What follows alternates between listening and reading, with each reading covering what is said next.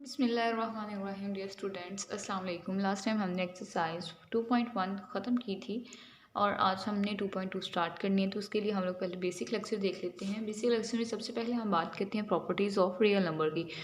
Properties of real number जो होती हैं वो हमारे पास अंडर एडिशन और अंडर मल्टीप्लिकेशन होती हैं। तो अंडर एडिशन की जो पहली प्रॉपर्टी है जिसको हमने क्लेयर लॉ का नाम दिया है उसको देखते हैं। वो क्या कहता है कि for all a b belongs to R, कोई भी आपके पास दो नंबर हैं ए और बी, वो बिलोंग करते हैं आर से। आर कोई भी रियल नंबर है तो कहता है कि ए बी, जिस तरह कि हम लेट कर लेते हैं कि आपके पास ए जो है कोई भी एक नंबर 5 है जो किससे बिलोंग कर रहा है, रियल नंबर, रियल सेट से, ठीक है, बिलोंग कर रहा है। और बी आपके पास कोई भी एक नंबर है 3, ठीक है, वो किससे बिलोंग कर रहा है, वो भी आपके पास रियल नंबर से ही बिलोंग कर रहा है। तो क्या कहता है आगे क्लेयर लॉ में कि अगर आप उन दो नंबर्स को, मतलब 5 और 3 को, अगर कहता है कि आप ऐड कर दो तो वो भी किससे बिलोंग करने चाहिए, आर से बिलोंग करने चाहिए। तो हम ऐड करके देख लेते हैं कि 5 + 3 हमारे पास 8 होता है जो कि किससे बिलोंग कर रहा है, आर से। तो इट्स मीन कि 8 जो उसको ऐड करेंगे, जो दो नंबर्स हमें गिवन होंगे, हम उनको जब ऐड करेंगे जो सोल्यूशन आएगा वो भी कहाँ से बिलोंग करेगा, हमारे पास रियल नंबर से। आगे अंडर मल्टीप्लिकेशन वो क्लोयर लॉ में कहता है कि for all a b belongs to R, इधर भी कोई दो ही नंबर हैं ए और बी जो कि बिलोंग करते हैं आर से। तो कहता है कि अगर आप उनको मल्टीप्लाई करो, तो हम यही दो नंबर्स ले लेते हैं। कहते हैं इनको मल्टीप्लाई करना है। ए आपके पास 5 है और बी आपके पास 3 है। तो कहते हैं कि इसको मल्टीप्लाई करो तो ये कहाँ से बिलोंग करने चाहिए, आर से। मल्टीप्लाई करते हैं तो हमारे पास आ गया 15, जो भी किससे बिलोंग कर रहा है, आर से। 15 भी हमारे पास आर से बिलोंग करता है, तो ये भी हमारे पास क्या हो गया, क्लोयर लॉ हो गया। कम्यूटेटिव लॉ में वो क्या कहता है, कम्यूटेटिव लॉ ऐसा लॉ होता है जिसमें हमारे पास ए और बी दो ही नंबर होते हैं, वो भी आर से ही बिलोंग करते हैं। तो कहता है कि अगर आपके पास a = 5 है और b आपके पास = 3 है, तो कहता है कि अगर आप पहले a रखो, मतलब a हमारे पास क्या है 5 है, और उसके अंदर ऐड करो b को, b क्या है हमारे पास 3, और दूसरी साइड पे क्या कहता है पहले आप b रख लो, b क्या है आपके पास 3 और a क्या है आपके पास 5, कहते हैं पहले b रख लो बाद में a रख लो, इनको ऐड करो। तो क्या आंसर आएगा, 5 और 3 8 और 3 और 5 8। तो कहता है कि दोनों साइड्स जो हैं आपकी क्या होंगी, इक्वल होंगी। ये कहता है ये कम्यूटेटिव लॉ होता है। और मल्टीप्लिकेटिव में जाहिर सी बात है कि यही काम होगा, लेकिन सिर्फ मल्टीप्लाई हो जाएगा। ए 5 है, कहता है आपके पास, बी आपके पास 3 है, तो आपको क्या कराना है, पहले ए रखना है, बाद में किसको रखना है, बी रखना है जो कि 3 है, = दूसरी साइड में पहले आपको बी रखना है जो कि आपके पास 3 है, और बाद में रखना है आपको ये जो कि आपके पास क्या है 5। तो कहते हैं कि इसको जब आप मल्टीप्लाई करोगे तो वो क्या आएगा, दोनों का 15 आएगा, और ये दोनों इक्वल हैं, तो यही आपके पास क्या होती है, एसोसिएटिव लॉ होता है। एसोसिएटिव लॉ होता है, ठीक है, उसके सॉरी कम्यूटेटिव लॉ होता है। एसोसिएटिव लॉ में वो क्या कहता है कि for all a b c belongs to R, कोई भी तीन नंबर आपके पास ए बी सी हैं, ठीक है, तो कहता है वो किस तरह की फॉर्म होती है, इस तरह की फॉर्म होती है। यहाँ पे हम खुद से अब तीन नंबर ले लेते हैं, जैसे कि a = है 5 के, b = है 3 के, और हम c एक नंबर ले लेते हैं जो कि = है 2 के। तो क्या कहते हैं कि आप पहले a लो, a आपके पास क्या है 5 है, प्लस कहते हैं कि बाद में फिर आप क्या करो, प्लस के बाद ब्रैकेट लगा दो, ब्रैकेट में आप लिखो b की वैल्यू, b क्या है 3, प्लस लगाओ और ब्रैकेट के अंदर ही लिखना है 2 को, फिर ब्रैकेट क्लोज कर दो। दूसरी साइड पे क्या कहता है, आपको क्या करना है, पहले लिखना है ब्रैकेट के अंदर a को जो कि 5 है, फिर ब्रैकेट के अंदर 3 को लिखना है, ब्रैकेट क्लोज कर देनी है, और फिर आपको लिखना है c जो कि 2 है। तो कहते हैं इनको ऐड करो। अब ऐड करेंगे तो पहले हम ब्रैकेट सॉल्व करते होते हैं, फिर 3 और 2 हमारे पास 5 हो गया, यहाँ पे 5 और 3 हमारे पास 8 हो गया, +2 इनको हमने ऐड किया तो 10, और इसको ऐड किया तो यहाँ पे भी 10, तो ये भी हमारे पास क्या आ गया, इक्वल आ गया। तो ये कहते हैं आपके पास होती है एसोसिएटिव लॉ। एसोसिएटिव लॉ में ये ब्रैकेट्स होती हैं कि पहले प्लस आ गया और फिर ब्रैकेट्स चेंज होगी, दूसरी साइड में जाके ब्रैकेट्स चेंज हो जाती हैं।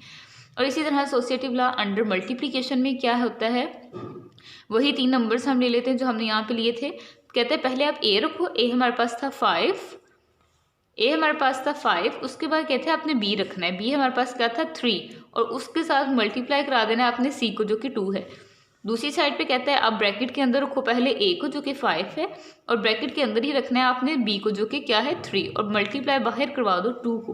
पहले हम ब्रैकेट सॉल्व करते होते हैं, 3 2 = 6, और ऐसे ही 5 3 = 15, और ब्रैकेट के बाद 2 ऐसे आ जाएगा, 5 6 = 30 और 2 15 = 30, ये दोनों इक्वल आ गए, और ये होता है हमारे पास associative law under multiplication. Next हम बात करते हैं एडिटिव आइडेंटिटी की। एडिटिव आइडेंटिटी में क्या कहता है कि there exist a unique number, यहाँ पे कोई भी आपके पास एक यूनिक नंबर है जिसको आप कहता है कह लो 0, इस कॉल्ड एडिटिव आइडेंटिटी। ये आपके पास कहता है कि एडिटिव आइडेंटिटी है कोई भी यूनिक नंबर है, ठीक है, there exist a unique number, हमारे पास एक यूनिक नंबर है। कौन सा यूनिक नंबर है? 0 इज कॉल्ड एडिटिव आइडेंटिटी। हमारे पास क्या है? 0 हमारे पास एडिटिव आइडेंटिटी है। For all a belongs to R, कहते हैं कोई भी एक ए है, जैसे कि हम यहाँ पे ए ले लेते हैं 5 को, ठीक है, कहते हैं ये बिलोंग किससे कर रहा है? आर से। ठीक हो गया। कहते हैं अगर ये बिलोंग कर रहा है आर से, तो कहते हैं आप इसके अंदर क्या करो, यहाँ पे जैसे हमने ए लिया था तो कहते हैं इसका आंस ए ही आना चाहिए, मतलब कि आप इसके अंदर 5 के अंदर कुछ ऐसा ऐड करो कि आपके पास आंस क्या आए? 5 आए। ये होता है आपके पास एडिटिव आइडेंटिटी। तो हम क्या ऐड करते हैं? 0 को। ये 0 यूनिक नंबर होता है एडिटिव आइडेंटिटी में, जिसको हम 0 को हम लोग क्या कहते हैं? एडिटिव आइडेंटिटी कहते हैं। कहते हैं कि हम 0 को ऐड करेंगे तो हमारे पास 5 आंसर आ जाएगा, इसलिए 0 हमारे पास क्या है? एडिटिव आइडेंटिटी है। मल्टीप्लिकेटिव आइडेंटिटी में क्या कहता है कि there exist a unique number 1। Multiplicative identity में हमारे पास यूनिक एलिमेंट 1 होता है। तो यहाँ पे भी फॉर ऑल में क्या कहता है कि 5 को एक नंबर है जो कि आप किससे बिलोंग कर रहे हैं? आर से। तो कहता है कि आप इसके साथ क्या चीज़ मल्टीप्लिकेटिव है ना, तो मल्टीप्लाई होगा। क्या चीज़ ऐसा कौन सा ऐसा नंबर है जो मल्टीप्लाई कराओ तो आपके पास 5 ही आंसर है? तो हम पढ़ चुके हैं कि वो यूनिक नंबर 1 है, तो 1 को मल्टीप्लाई कराएंगे तो हमारे पास 5 आ जाएगा। तो यहाँ पे 1 हमारे पास क्या है? ये हमारे पास मल्टीप्लिकेटिव आइडेंटिटी है। ठीक हो गया। यहाँ पे हमारे पास 0 जो थी वो एडिटिव आइडेंटिटी थी। उसके बाद हम चलते हैं एडिटिव इनवर्स के पास। एडिटिव इनवर्स क्या कहता है? For every a belongs to R there exist a unique real number. मतलब कि कोई भी आपके पास एक नंबर ए है, उसका जो यूनिक नंबर माइनस ए, मतलब उसका जो इनवर्स ए है, इज कॉल्ड एडिटिव इनवर्स। मतलब कि कोई भी आपके पास एक नंबर है, जिस तरह कि 5 आपके पास नंबर है, तो कहता है कि यहाँ पे जो यूनिक नंबर होगा ना वो उसी का इन्वर्स होगा। अब इसका इन्वर्स क्या है? -5। ये हमारे पास क्या है? यूनिक नंबर है। मतलब कि एडिटिव इन्वर्स का मतलब है कि आप यहाँ पे क्या ऐसा ऐड करो कि आपके पास आंसर 0 आए। तो यहाँ पे हम -5 को ऐड करेंगे तो आपके पास क्या लाएगा? 0 लाएगा। तो ये हमारे पास 0 जवाब आना हमारे पास क्या है? एडिटिव आइडेंटिटी है, सॉरी एडिटिव इन्वर्स है। और मल्टीप्लिकेटिव इन्वर्स क्या है कि आप 5 के साथ क्या ऐसा मल्टीप्लाई करो कि आपके पास आंसर 1 आए, क्योंकि हमने मल्टीप्लिकेटिव आइडेंटिटी में पढ़ा था कि वो 1 आंसर देता है। तो मल्टीप्लिकेटिव आइडेंटिटी में 1 आना चाहिए, तो इन्वर्स में कहते हैं क्या हम ऐसा ऐड करें, मल्टीप्लाई करें कि हमारे पास 1 आंसर है। तो अगर हम 1/5 मल्टीप्लाई करा दें तो 5 से कैंसिल हो जाएगा और 1 हमारे पास क्या आ जाएगा? आंसर आ जाएगा। तब हम देख लेते हैं, कहते हैं कि ए का जो यूनिक नंबर होगा यहाँ पे वो 1/a होगा, और इनको जब हम मल्टीप्लाई कराएंगे तो 1 आंसर आएगा, इनको हम ऐड कराएंगे तो 0 आंसर आएगा। ये हमारे पास हो गया एडिटिव इन्वर्स और मल्टीप्लिकेटिव इन्वर्स। नेक्स्ट चलते हैं। नेक्स्ट आता है हमारे पास डिस्ट्रीब्यूटिव लॉ। ठीक है, अंडर एडिशन और मल्टीप्लिकेशन। यहाँ पे अंडर एडिशन और मल्टीप्लिकेशन की बात हो रही है, तो यहाँ पे हम बात कर लेते हैं डिस्ट्रीब्यूटिव लॉ अंडर एडिशन और मल्टीप्लिकेशन की। तो ये अलग अलग नहीं होती प्रॉपर्टीज, ये एक साथ ही होती है। कहते हैं कि कोई भी आपके पास एक नंबर ए है जो कि मल्टीप्लाई कर रहा है b + c के साथ। मतलब कि अगर हम देखें, अगर हम कोई देखते हैं कि a हमारे पास 5 है, जिस तरह हमने ऊपर लिया था b = 3 है, और c हमारे पास क्या है? 2 है। तो कहता है कि a को मल्टीप्लाई करा दो b + c से। तो यहाँ पे अगर हम लोग चले नंबर ही लिख लेते हैं, a हमारे पास 5 है, b हमारे पास 3 है और c हमारे पास 2 है। तो 5 किसके साथ मल्टीप्लाई होगा? 3 के साथ, प्लस फिर 5 किसके साथ, सॉरी यहाँ पे प्लस आएगा, फिर 5 किसके साथ मल्टीप्लाई होगा? 2 के साथ। ठीक है, तो ये हमारे पास किस साइड से मल्टीप्लाई हो रहा है? ये लेफ्ट साइड से मल्टीप्लाई हो रहा है, तो ये हमारे पास होगा लेफ्ट डिस्ट्रीब्यूटिव लॉ। ठीक है, ये देखें, ये लेफ्ट डिस्ट्रीब्यूटिव लॉ है। तो कहता है कि a किसके साथ मल्टीप्लाई होगा? पहले b के साथ, फिर मल्टीप्लाई हो जाएगा c के साथ। उसके बाद कहता है कि राइट डिस्ट्रीब्यूटिव लॉ क्या कहता है कि अगर आपके पास कोई भी नंबर c है, वो ठीक है राइट साइड से मल्टीप्लाई हो रहा है, तो वो क्या करेगा? वो भी पहले जो है वो b से, कैसे, मतलब दोनों के साथ मल्टीप्लाई होनेगा, ac हो जाएगा प्लस bc हो जाएगा। ठीक है, जैसा यहाँ पे लिखा हुआ है। तो कहते हैं कि अगर दरमियान में माइनस आ जाए तब भी यही है कि लेफ्ट डिस्ट्रीब्यूटिव लॉ होगा, पहले a भी आ जाएगा, फिर -ac आ जाएगा, इसी तरह यहाँ पे -ac आ जाएगा और -bc आ जाएगा। ये हमारे पास होता है राइट डिस्ट्रीब्यूटिव लॉ। नेक्स्ट होते हैं प्रॉपर्टीज ऑफ इक्वालिटी और इनइक्वालिटी पे।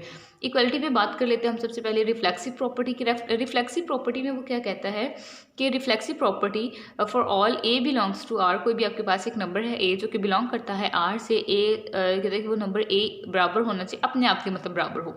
हर नंबर जो है वो अपना अक्स होता है। तो कहता है कि कोई भी आपके पास एक नंबर है, हम ले लेते हैं वही नंबर 5 जो कि बिलोंग किससे करता है? आर से। तो कहता है कि ये नंबर किसके बराबर है? अपने आप के बराबर हो। ठीक है, जैसे हाँ 2 = 2 के है, 3 = 3 के है, 5 = 5 के है। ठीक है, ये हमारे पास होती है रिफ्लेक्सिव प्रॉपर्टी। उसके बाद सिमेट्रिक प्रॉपर्टी आती है। सिमेट्रिक प्रॉपर्टी में क्या कहता है कि a और b कोई भी दो नंबर्स होते हैं जो कि बिलोंग करते हैं r से। अगर a कहते हैं इफ़ अगर a = b है तो देन b भी इक्वल होना चाहिए a के। ठीक है, तो क्या कहते हैं कि अगर हम यहाँ पे लेट कर लेते हैं a हमारे पास क्या है? 5, ठीक है, और बी हमारे पास क्या है 6। तो कहते हैं कि अगर आप कह देते हो ना कि ए आपके पास बराबर है 6 के, तो फिर क्या होगा कि 6 भी बराबर होगा 5 के, ठीक है। अगर 5 आपके पास बराबर है 6 के तो 6 भी बराबर होगा ना 5 के। ये होती है हमारे पास सिमेट्रिक प्रॉपर्टी। उसके बाद आती है ट्रांजिटिव प्रॉपर्टी। ट्रांजिटिव प्रॉपर्टी में क्या कहता है कि for all a b c belongs to R, कहता है कि अगर ए बराबर है बी के और बी बराबर है सी के, तो देन आप क्या करोगे कि ए बराबर है सी के। इसकी एग्जाम्पल देख लेते हैं।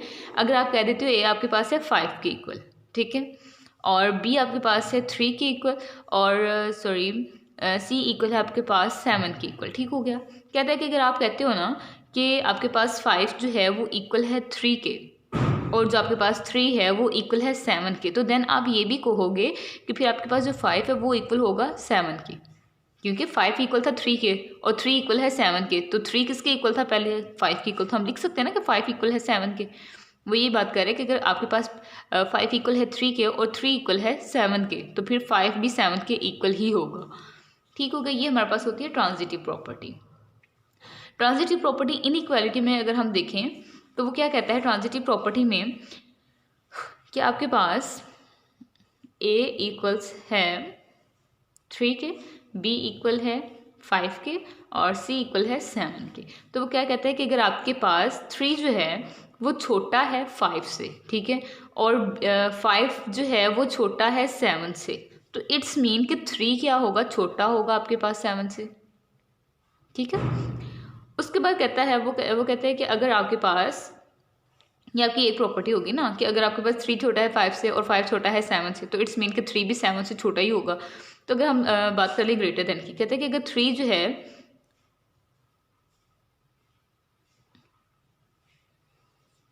इसी तरह अगर हम ग्रेटर देन की बात कर लें और हम 7 ए को रख लेते हैं, 7 बी को रख लेते हैं, हम 6 रख लेते हैं और इसको हम 3 रख लें, तो इसी केस के साथ हम कह देंगे कि 7 अगर बड़ा है 6 से, ठीक है, और 6 जो है वो बड़ा है 3 से, तो हम कह देंगे 7 जो है वो बड़ा है 3 से, तो ये ग्रेटर देन का इसी तरह से हमारे पास आ जाएगा, ठीक हो गया।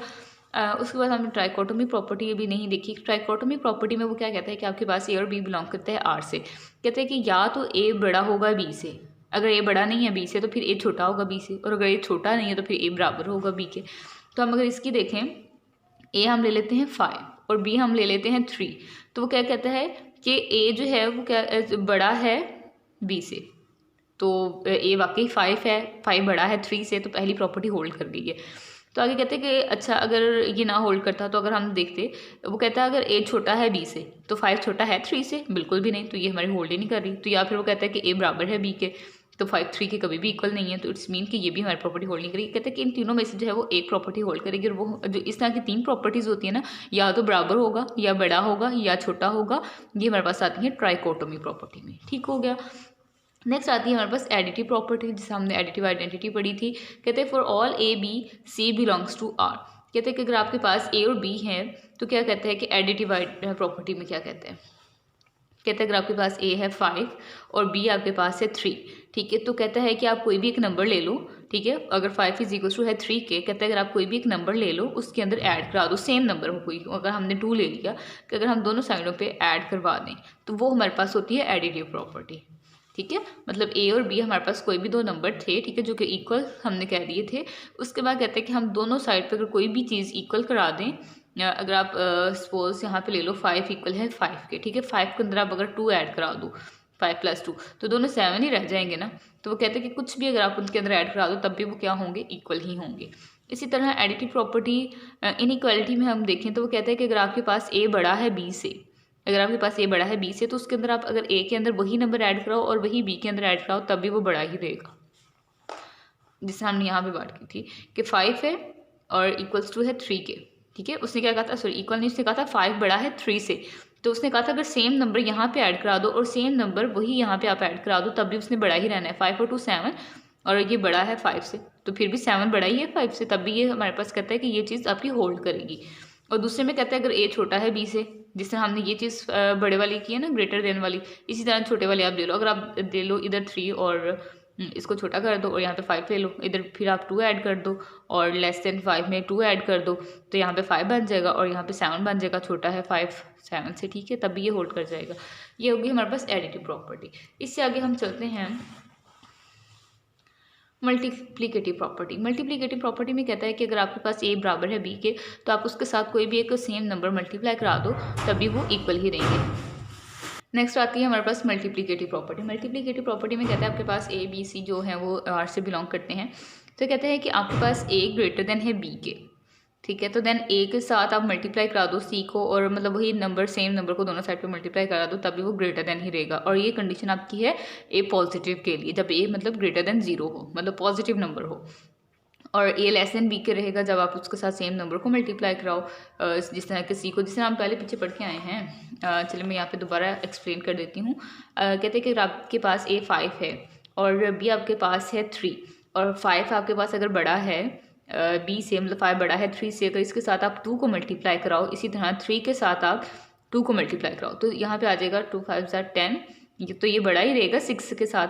तो कहता है कि ये आपके पास तब होगा जब सी आपके पास क्या हो, पॉजिटिव हो, ठीक है, सी आपके पास 2 है तो सी आपके पास पॉजिटिव है ना, ग्रेटर देन 0 है। तो उसके बाद कहते हैं कि अगर आप नेगेटिव ले लो, मतलब यहाँ पे ये जो थर्ड वाली लाइन है इसमें कहता है कि अगर आप नेगेटिव सी ले लो, मतलब कि अगर हम सी जिसने हमने यहाँ पे 2 लिया है -2 ले लें, तो ये साइन जो ग्रेटर देन था ये फिर लेस देन हो जाएगा, क्योंकि जब भी आपके पास माइनस आ जाता है तो वो साइन उलट जाता है।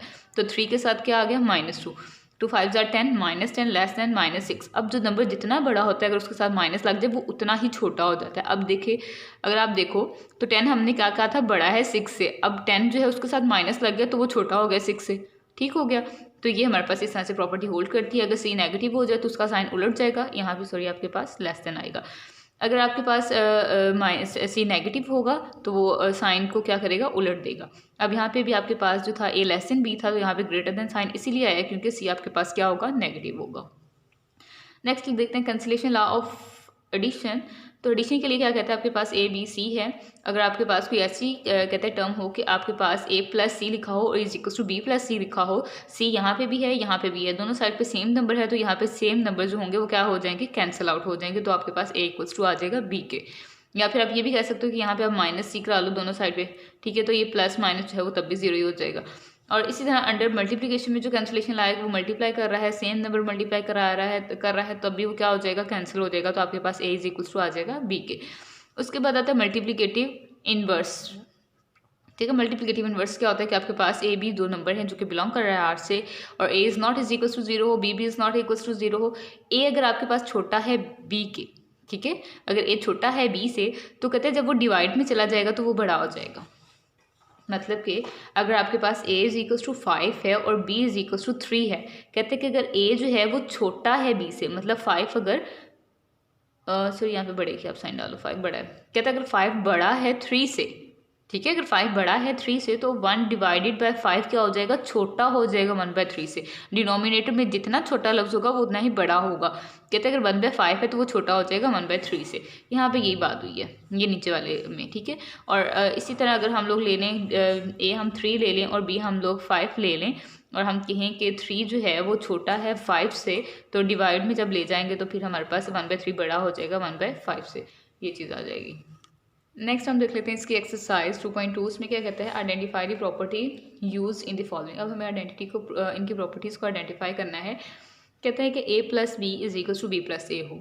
तो ये हमने कौन सी प्रॉपर्टी में पढ़ा था, कम्यूटेटिव प्रॉपर्टी में पढ़ा था कि अगर हम लोग a के अंदर ऐड करें b को, और मतलब a पहले रखें और b बाद में रखें, और b बाद में रखें a पहले रखें, तो वो दोनों का आंसर क्या होगा, इक्वल आएगा। ये हमने कम्यूटेटिव प्रॉपर्टी अंडर एडिशन में पढ़ा था।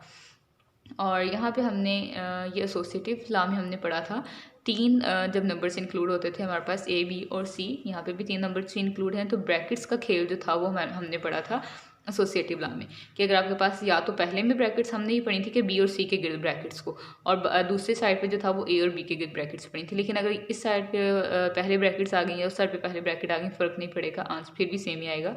तो ये हमारे पास होगी एसोसिएटिव प्रॉपर्टी, और ये मल्टीप्लाई हो रही है तो इसलिए अंडर मल्टीप्लिकेशन है। अब यहाँ पे हमने देखा कि 7 के साथ हमने कौन सा ऐसा नंबर मल्टीप्लाई कराया कि हमारे पास 7 आ गया। तो मल्टीप्लाई में हमने पढ़ा था कि 1 होता था, मल्टीप्लिकेटिव आइडेंटिटी 1 होती थी, तो 1 के साथ मल्टीप्लाई करवाया तो हमारे पास 7 आंसर है। तो ये क्या यहाँ पे यूनिक नंबर 1 यूज़ हुआ है। यूनिक नंबर 1 किस में होता है, मल्टीप्लिकेटिव आइडेंटिटी होती है वो, तो इसलिए हमारे पास आ गई मल्टीप्लिकेटिव आइडेंटिटी। नेक्स्ट पार्ट में है कि अगर एक्स आपके पास या तो ग्रेटर देन होना चाहिए वाई के, और या फिर इक्वल होगा या फिर लेस देन होगा। तो ये 3 जो प्रॉपर्टीज़ हमने पढ़ी थी या वाली, ये ट्राइकोटोमी प्रॉपर्टी में पढ़ी थी, वो हमारे पास आ गई ट्राइकोटोमी प्रॉपर्टी। उसके बाद उसने कहा था अगर आपके पास ए बी, मतलब ए के पहले आप एक नंबर रख लो ए, उसके साथ मल्टीप्लाई कराओ बी को, और इसी तरह दूसरी साइड पर पहले बी को रख लो और बाद में ए को रख लो, उनको मल्टीप्लाई कराओ तो दोनों के आंसर क्या होंगे, सेम आएंगे। तो ये हमने जिस तरह ऊपर A plus B is equals to B plus से पढ़ा, ये कम्यूटेटिव प्रॉपर्टी पढ़ी थी, इसी तरह ये भी हमारे पास कम्यूटेटिव प्रॉपर्टी है। वो ऐड हो रही थी इसलिए अंडर एडिशन है, और ये मल्टीप्लाई हो रही है इसलिए मल्टीप्लीकेशन है। नेक्स्ट आता है हमारे पास 6 पार्ट में कहता है कि a प्लस सी हो is equal to B plus C हो, मतलब कि दोनों साइड पे आप क्या करा रहे हो, सेम नंबर को ऐड करा रहे हो।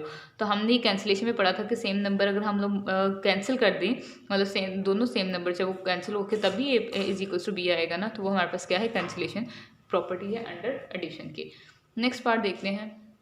नेक्स्ट आती है हमारे पास 7 पार्ट में हमारे पास आंसर 0 आया। तो जब हमारे पास 0 आंसर आता था और उसका इन्वर्स के साथ हम, मतलब अगर 5 है आपके पास तो उसका इन्वर्स -5 है, तो उसको हमने ऐड कराया और आंसर हमने 0 लाया है, तो वो हमारे पास क्या होता था, एडिटिव इन्वर्स की प्रॉपर्टी में होता था।